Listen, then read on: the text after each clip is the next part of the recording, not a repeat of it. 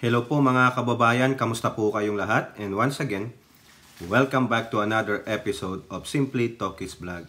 So ang pag-uusapan natin mga kababayan ay ito pong nangyaring usapin dyan po sa trilateral meeting, no? At ganun din po yung sinabi ng China at meron pong dalawang US lawmakers na may hinihingi po, no, para po sa ating bansa, at ganun din po yung patuloy na incursion ng China sa ating mga isla. So yan po, no, hopefully bibigyan natin kayo ng tatlong video dito.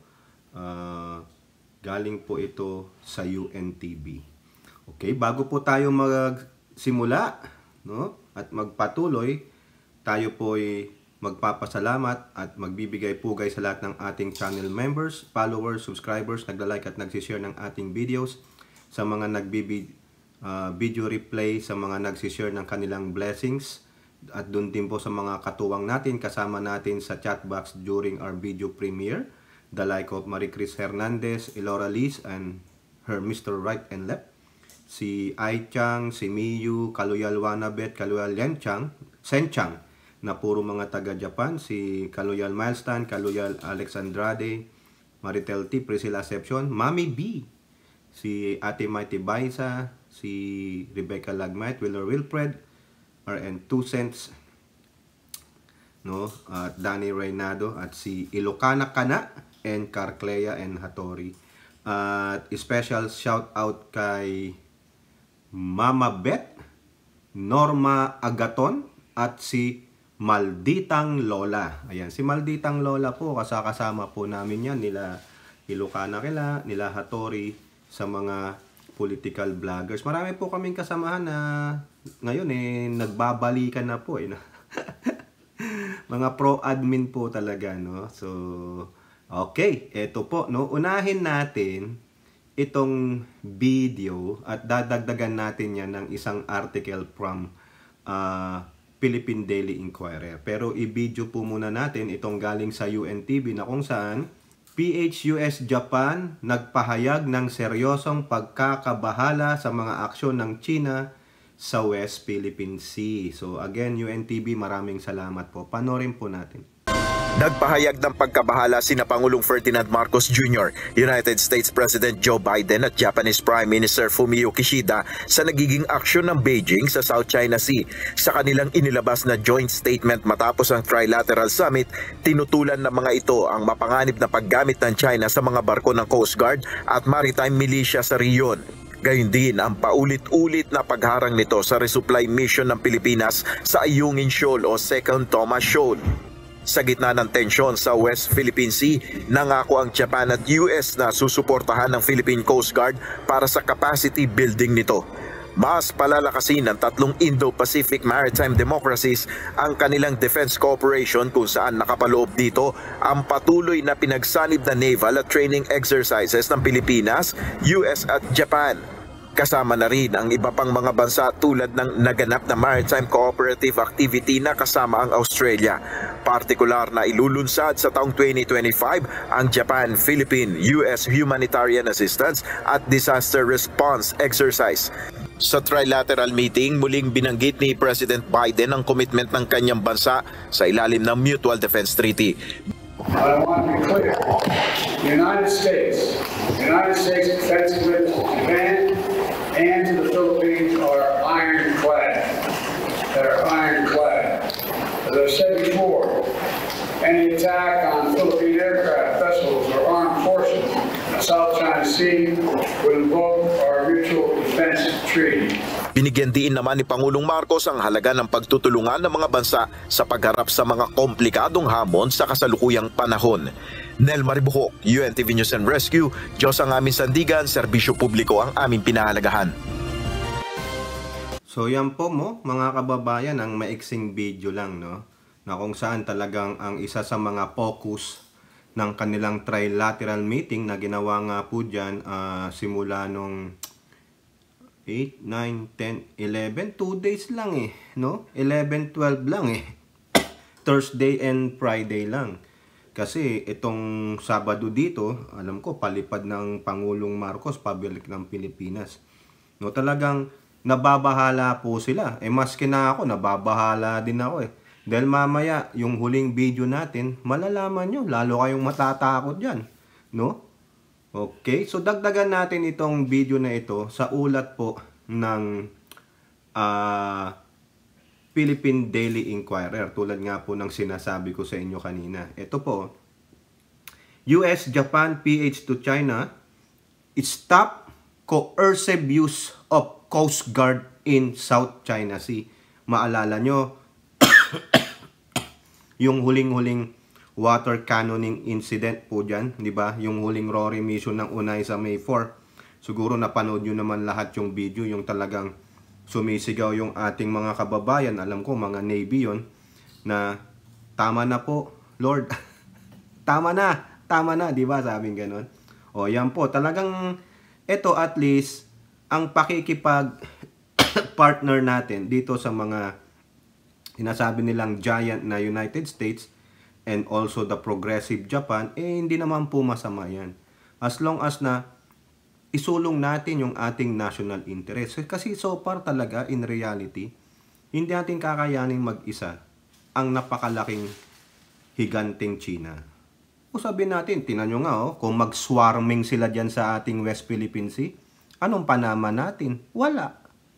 Yung mga Chinese militia vessels nila, umaabot ng 20, 30, tayo bangka. Wala talaga.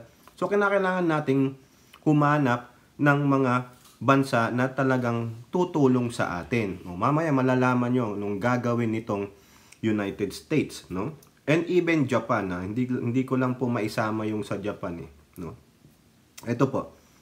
The heads of the state of the Philippines, US, and Japan have called on China to stop using its Coast Guard in a coercive manner. O nakita nyo yun, di ba? Dalawang Coast Guard, binobomba ng high pressure water cannon yung ating Unay sa May 4.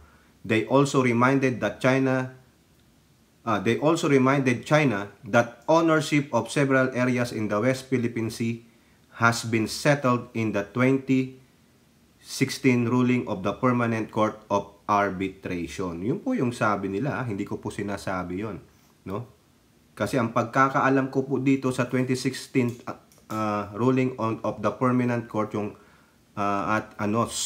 sovereign rights. Okay? So itama nyo ako kung nagkakamali po ako. So sinasabi lang nila, nagbibigay sila ng statement sa China na stop using yung coercive manner, yung pangbubuli. Sobrang pinapakita ang force niya, no? Paano kaya pag silang pinakitaan ng force?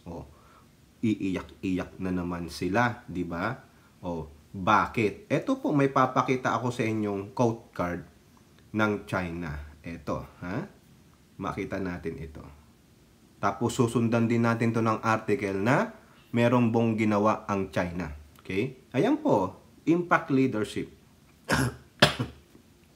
Japan and the Philippines have very right to develop normal relations with other countries, but they should not introduce bloc confrontation into the region, still less engage in trilateral cooperation at the expense of other countries' interests. O yan, umiiyak po ang China. Umiiyak kasi na hindi siya kasama eh. To know whether the trilateral summit and cooperation is truly not aimed at China, the answer is right there in the trilateral statement. What else could be if it's not a smear and attack against China? Or if you think if there is a smear and attack on China, what you gonna do? Unang-una, si Wang Wenbin, no, yung isang foreign minister nila, sinasabi that we are not saying that we own the entire South China Sea. Sinabi niya yan. Pero, yung sinasabi nating picture, where they draw their 10 dash line, nagsisinungaling siya. Also, base sa statement nito, nagsisinungaling din sila. Kinokontra nila yung sinasabi nila. Diba? We don't own the entire South China Sea. Bakit dito? Kung hindi naman pala sa inyo yung buong South China Sea, ang sa amin lang ay West Philippine Sea, why you are ngaw-ngaw? Diba? Akala ko ba bawal na ang ngaw-ngaw? Yung pala wangwang. Sige, mag-iiyak ka lang dyan, Mao-Ning, no?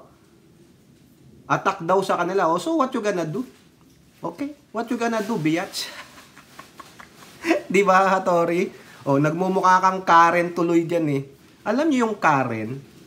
Pag tinawag kayong Karen or si Ken, sa lalaki Ken daw sabi ni Hattori. Yung Karen dito, yung nagmamaldita ng wala sa ayos. Marami po sa YouTube niyan, panoorin nyo.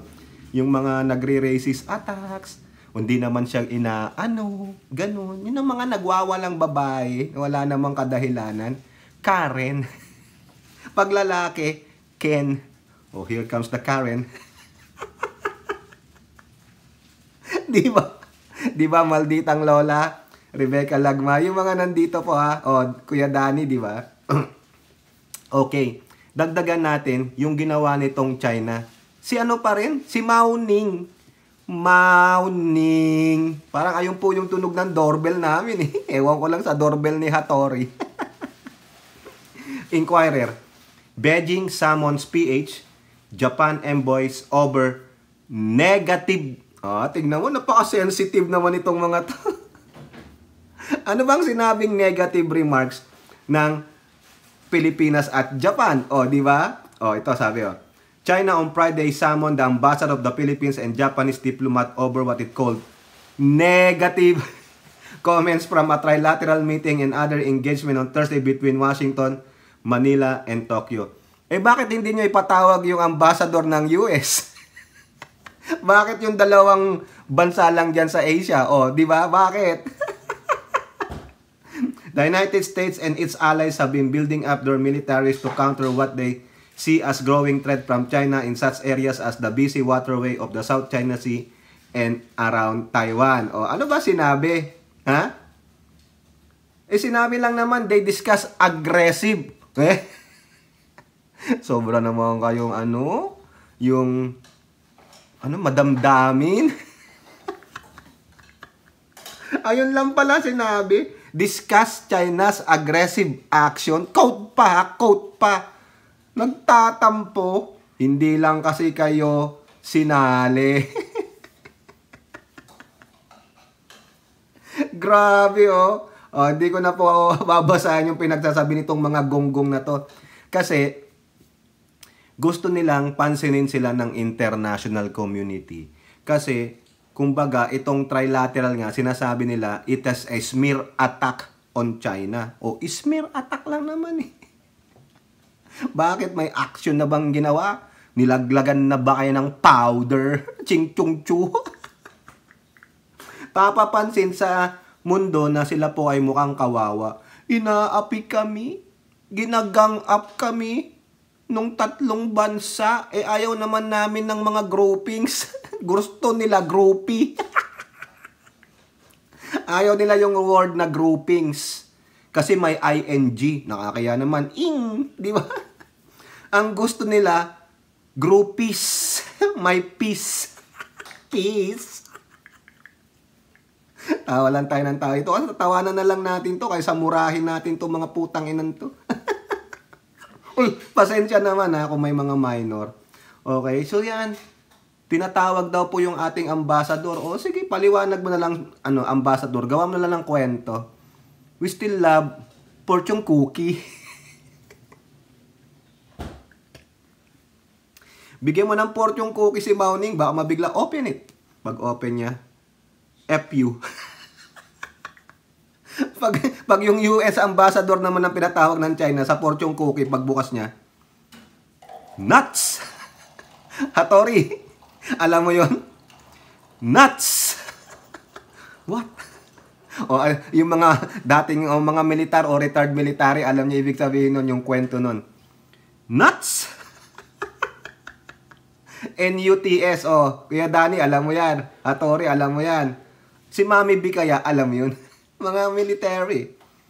Nuts! Di ba, mga kababayan? Yan, nag-iiyak po ang China. No? Okay. So, ngayon, mga kababayan, ito po ang susunod natin. Kasi meron ano dito gagawin ang ating bansa. Ha? Sabi diyan po sa Manila Bulletin, let the training begin. Wow! SAF, yung ano pa tong SAF na to? Special Forces ba to? Yan. Special Action Forces starts specialized courses on defending Philippine territory. Wow, gusto ko niyan. Good job, ha? Ayan po. The Police Elite Special Action Force, ito yata yung SAP 44, di ba? Sumalangit nawa ang kaluluwa nila. Saludo po mga sir, no? Has started conducting specialized courses for all its commandos that include airborne operations and rapid deployment in all areas that will suddenly become hostile environment. Special Action Force Director Police Major General Bernard Banach emphasized the importance of continuing training programs amid what he described as continuously evolving security challenges, particularly in the maritime domain, that requires the ability for quick deployment in case of any eventuality. Correct. Hindi ko na po sasabihin yung sinabi niya. Basta ang mahalaga po, they are preparing. Now, ang iisipin ng mga iba dito, no? Baka may napipintungang gera. Nagpi-training na sila. Hindi po masamang mag-training. Hindi po masamang laging handa ang ating mga kasundaluhan, kapulisan, no? Kayo kung gusto nyo, maghanda rin kayo at umayon na kayo sa pagkakaroon ng ROTC. Yan po ang balak ni Zubiri, ilagay sa plenary ng Senado itong darating na Mayo. Kasi sila po ay naka-sinaday break pa rin, no? Sinaday break sila. Ibig sabihin, wala pong nababalangkas na batas sa plenary. Babalik pa sila April 29. I think, balik nila April 29 na. 2 days before the end of April. So malamang yan, sabi ni Zubiri, the bill for ROTC is they wanna tackle it on May. So whether they approve or not, it's as long as na-tackle po. Hindi pinabayaan, hindi tinengga. Okay? Now, eto po maganda. Maiksi lang to. Update lang para sa West Philippine Sea. So naghahanda na yung SAP, ha? Okay?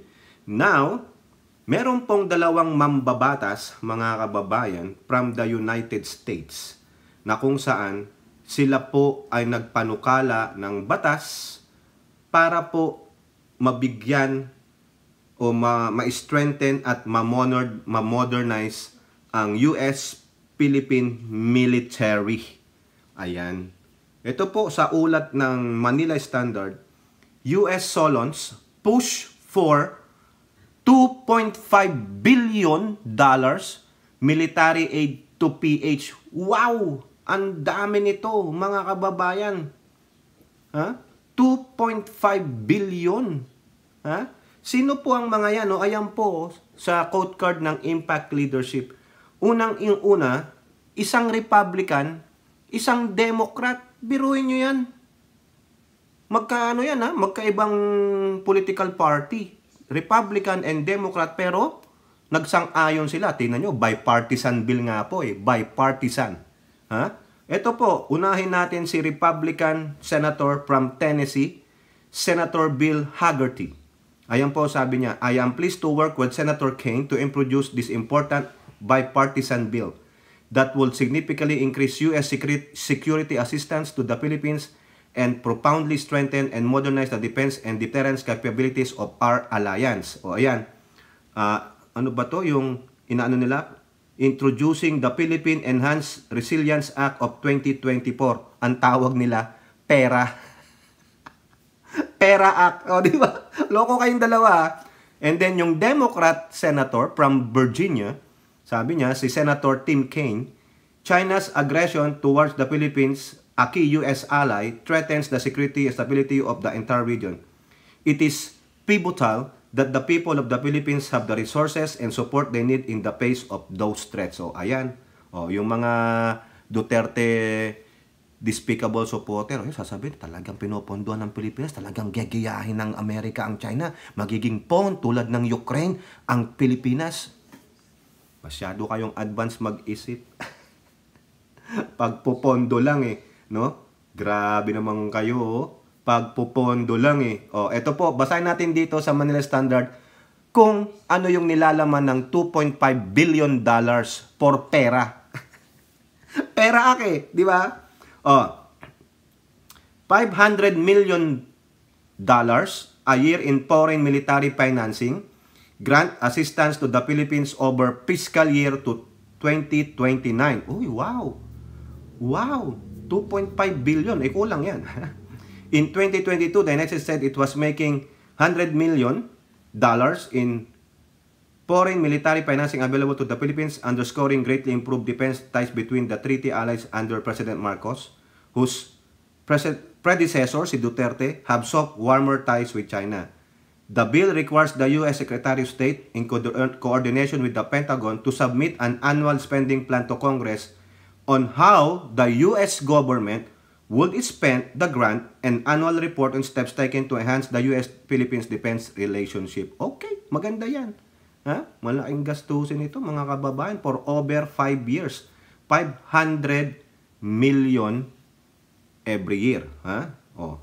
Biruin nyo, with additional 2.5 billion. Wow! Laki nito. Diba? Ayos yan, mga kababayan. Oh, tignan natin tong sinasabi dito ng ano. Oh yeah, tama. 5 years, 500 million a year. Starting from 2025 next year. Ayos yan. Okay? Now, mga kababayan, meron pang video dito. Hindi lang yung dalawang bipartisan yan ng mga senator. Biruin nyo, nagka-agreehan sila. Ang US President na si President Joe Biden, humihingi rin ng pera sa US Congress para saan? O eto po, pakinggan o panoorin na lang natin. Humihingi ng karagdagang $128 million si US President Joe Biden sa Kongreso para sa infrastructure projects sa susunod na taon, kasama na ang mga nasa Enhanced Defense Cooperation Agreement o EDCA sites. Ayon sa isang fact sheet na inilabas ng White House, ang US Agency for International Development ay maglulunsad ng bagong inisyatiba sa darating na taon na maglalagay ng mga humanitarian relief commodities sa isang EDCA site. Nakasaad dito na ang paglalagay ng mga kalakal kasama ng pinalakas na humanitarian assistance at disaster response capacity, kabilang ang para sa mga komunidad na nag-host ng EDCA, ay mag-aambag sa higit na katatagan at mas epektibong pagtugon sa krisis. Ang developments na ito ay kasama sa mga inihayag ni US Secretary of Defense Lloyd Austin kay Pangulong Ferdinand Marcos sa pagbisita nito sa Pentagon. O yan po, mga kababayan, iba naman ang hinihingi ni President Joe Biden. 128 million for additional funds for EDCA sites for humanitarian reason. O di ba? Daming pera niya. 500 a year for 5 years para sa PERA Act. Ha? Tandaan ninyo, ano yung PERA Act, ha? Philippines Enhanced Resilience Act na inisponsoran ng dalawang senator dito. Bipartisan bill yan. Si Senator Bill Hagerty ng Tennessee, Republican, and Senator Tim Kaine ng Virginia, a Democrat. I think si Senator Tim Kaine is a former military ito. Correct mo nga ako, Hattori, kung mali ako. Sobrang yun, laking pera niyan, dolyar yan. Saan kukunin yan? Taxpayers' money. Kami nga nag-file ng tax. Akala ko may refund. Yung pala magbibigay pa kay Uncle Sam. Bayad pa, Hattori, bayad. Ang laki, mga kababayan. Ang laki. Malditang lola, ang laki ng aming babayaran sa tax. Rebecca Lagmay, Kuya Dari, ang laki ng babayaran na. Grabe. Kala ko makaka-refund ako. Kala ko makaka-Disneyland ako. Ngayon hindi na. Hanggang dyan na lang kami sa seafood. Okay. At least, bumabawi ang Amerika. Sige.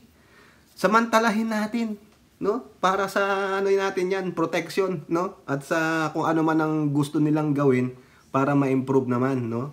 Kasi nandun tayo kay Ching Chong Lai Lai Lai.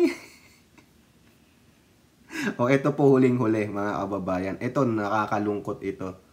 Nakakabahala, no? Gamitin natin yung word ni Lenlen, nakakabahala. Ito po, yung video na ito na sinasabi ko na nakakabahala. UNTB again. Pagpapatrolya ng China Coast Guard mas lumalapit pa sa Kalayaan Island. Ito po yan. Kasi di ba, I think na-vlog ko ba o nabanggit ko sa inyo na yung mga nasa Pag-asa Island ba yan? O Kalayaan Island? O Pag-asa. Nakita po nila isang Coast Guard kasama yung parang ine-escortan niya yung Chinese militia vessel nangunguha. Lapit-lapit na oh. Hindi ko masabi kung ilang meters o ilang feet eh. Sabi nga nila, kanila daw ang Pag-asa. Gago talaga tong mga inchik na ito talaga. Mga gunggong talaga eh. No? Wala silang dokumentong kanila yon. Historical rights. Binasura nga eh. Diba? O ito po, panoorin natin para lalo tayong mabahala. Ito po. Actually po, maraming beses na po ito nangyari. At sa matter of fact po, yung presensya ng ating Chinese Coast Guard sa isla ng Pag-asa na ay halos everyday na ho yan na nagiging parte ng buhay at saka maituturing po natin na natural na sa mga residente po natin sa Pag-asa. Nitong nagdaang araw, iniulat ng Bayan ng Kalayaan sa Palawan ang mas malapit na umanong naging lokasyon ng pagpapatrolya ng Chinese Coast Guard sa isla na nagiging sanhi ng pagkatakot na pumalaot ng mga mangingisda. Ayon sa tagapagsalita ng bayan, hindi na anya bago ang ganitong pangyayari na nagpapakita ang mga barko ng China Coast Guard sa mga residente ng Pag-asa Island sa Palawan kung saan naging parte na ito ng buhay ng mga residente. Mas malapit po naging yung pag-ikot ng Chinese Coast Guards po doon sa ating isla. So when I say malapit, ibig sabihin halos nasa bahura ho ng isla ng Pag-asa itong mga vessel po ng Chinese Coast Guards. Ayon pa sa local government unit ng Kalayaan, wala rin naman umanong ginagawa ang Chinese Coast Guard maliban sa ginagawa nitong pag-ikot o pagpapatrolya sa lugar. Radio challenge ang tanging ginagawa ng lokal na pamahalaan ng Kalayaan para itaboy ang mga barko ng China. Bagaman tuloy-tuloy naman ang pangingisda sa lugar, hindi naman sila makalayo dahil sa mga naglalakihang CCG vessel. Samantala, isa naman si Tatay Ernesto sa nangingisda sa West Philippine Sea na nakaranas na madaanan ng malapitan ang warship ng China. Warship, yan. Minsan magdaan yan magabi. Makita man namin yung ilaw nilan. Yung ang nakapula. Kami rin, ilaw rin kami pula. Nadaan lang sila, lapit-lapit lang. Mga warship to ah. Kwento nito, takot ang kanilang nararamdaman sa tuwing dadaanan sila ng warship ng China dahil baka banggain sila ng barko nito. Delikado talaga kay may baka bungguan ka ba, ganun, baka bungguan ka magabi. Kakatakot din eh. Dahil sa paulit-ulit na pagpapakita at pag-ikot ng mga dambuhalang barko ng China sa Pag-asa Island, ang tanong ng marami, hanggang kailan gagawin ito ng mga barko ng China Coast Guard?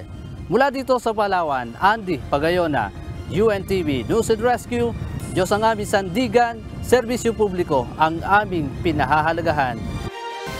So yan po no mga kababayan, yung pala yung sinasabi ko no na talagang malapit na sila. Kasi nga, pinangangalandakan nila sa isang statement na nila na kanila ang pag-asa. Na tayo daw, yung mga residente doon ng mga Pilipino, mga mang-aagaw. Nek-nek ninyong tsekwa.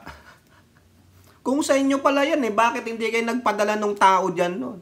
Bakit mas nauna kami?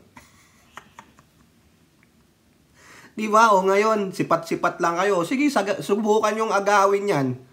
Oh, hello, Joe Biden. O, tama pala. Yung ipinipid sa atin na impormasyon ng kaibigan natin dyan sa Palawan. Diba sabi ni Tatay Ernesto, no, yung na-interview, sa gabi, makita mo, liwaliwanag ng ilaw nila. Ganun po yung kinekwento sa akin ng kaibigan natin dyan sa Palawan. Na makita mo yan, laki-laki ng ilaw nila sa gabi, no, nakatuto, no. Akala mo nga daw daytime, hindi nighttime eh. Tapos kung balaharawin yung dagat, walang pinipili. No? Imbis na yung dapat lang na tamang size ng isda ang hulihin, hindi. Walang sinisino. Mga balahura yung mga yan eh. No? Tapos kinampihan ni Digong, mga baboy, mga balahura. No? Tama lang yan. Palagan nyo yan. No? Kudos po dyan sa mga taga-Palawan, sa Kalayaan Group. No? Sige, patuloy nyo lang labanan yung mga Chekwa na yan. Marami na po tayong mga defenders ngayon ng West Philippine Sea. Yung mga vloggers na napupuntahan ko. Okay. Yung iba sa kanila, kino-content na maski na 15 minutes na about West Philippine Sea. Okay na yon para at least yung mga viewers nila, hindi lang puro chismis ang makuha sa kanila, kundi ibahagi natin yung totoong impormasyon about West Philippine Sea. Mailagak natin, gawing nating naratiba na ang West Philippine Sea ay atin. Atin iyan. Karagatan natin yan. Ayun po, okay na ako doon. 10 to 15 minutes.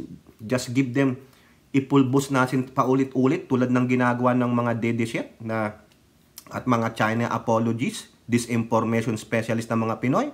Ha? Kung sila nagbibigay ng ilang oras para i-disinform tayo, i-fake news tayo, di ba? Dapat tayo rin na mga pro-admin at kung talagang sinusuportahan natin ang paninindigan ng Pangulo sa West Philippine Sea, i-disseminate natin. Atin ang West Philippine Sea. Atin ang karagatan yan. Atin ang mga sandy case. Atin ang Rusul. Atin ang Recto. Atin ang Reed Bank. Tama ba? Reed Bank sa atin pa rin ba yan? Atin ang Ayungin. Meron tayong 200 exclusive economic zone. Ano pang sabihan ng mga punyetang mga Chinese apologies na yan, no? Wala akong pakialam. Manindigan tayo kasi ang Pangulo naninindigan para sa atin. Ba, laki yatang yaman ng West Philippine Sea, kaya nga gustong-gustong kunin ng Inchik. Di ba sabi nga ni Xi Jinping kay Digong, inamin ni Digong isang tabi mo na yung 2016 arbitral ruling mo. Alam ng China. Ayaw lang nilang pa-implement O di ba?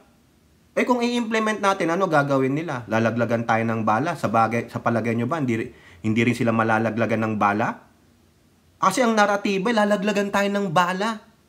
Ang naratiba ni Aimee, wala tayong bala. Gago! Ano ang gamit ng mga militar natin ngayon?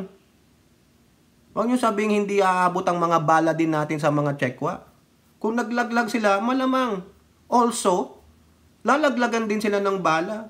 Mga gunggong lang kayo Nananakot kayo, wala ngang gera. Anong sabi ng Pangulo? We will continue to talk to them, no?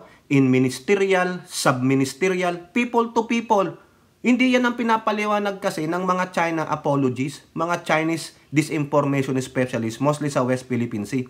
Ang laging sinasabi nila, lalaglagan tayo ng bala, malulusaw tayo tulad nito sinasabi ni Digong. Pero hindi nyo alam na pinangakuan siya ni Xi Jinping na bibigyan kita dyan ng oil. Bibigyan kayo, meron po, naitabi ko yung article na yan. Akala niya may sarili akong article para kay Digong na mga, kung ano yung mga pinagsasabi niya. Diba? Grabe Sabi ni Xi Jinping yung sa kanya, santabi mo yung 2016 arbitral ruling mo, bibigyan kita ng share mo o stocks mo.